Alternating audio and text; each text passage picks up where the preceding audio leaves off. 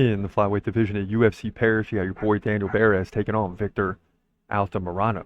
And I like this fight. Flyweight's not always the best division to watch, but you got two decent fighters here. Barez, 16-6, Altamirano, 12-4. And it's because you don't see a lot of power. But over the last, month or two, you've seen some big finishes in this division. So let's get into it.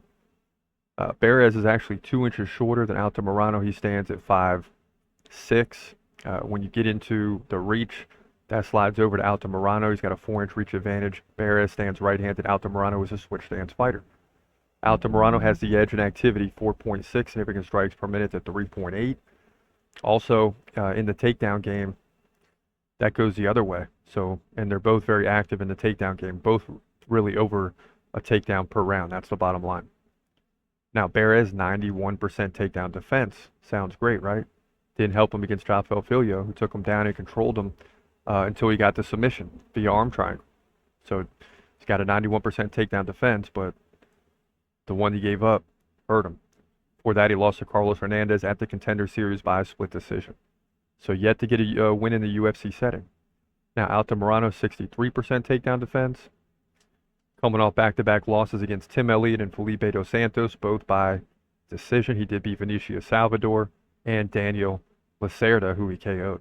So 2-2 in the last 4. Very tough to predict here. Both guys coming off losses, right? Back-to-back losses to boot. So not a lot of confidence here. Both guys back against the wall, need to get a win, so there's really no edge or angle. This should just be a great fight, and it's Spain versus Mexico. So, look for this to be a good one. But I'm going to lean towards Victor Altamirano. I just think he has more experience in a UFC setting. He's the better striker. The takedown game for Barez could be, the tiebreaker here, if you will. But even though I think Barez is going to land some takedowns and he's got, strong takedown defense, he was still finished. It shows he can be taken down. So because of that and the experience of Victor Altamirano, I'm going to lean towards him, even though he is a slight underdog. I think Altamirano will pull this thing out in this one.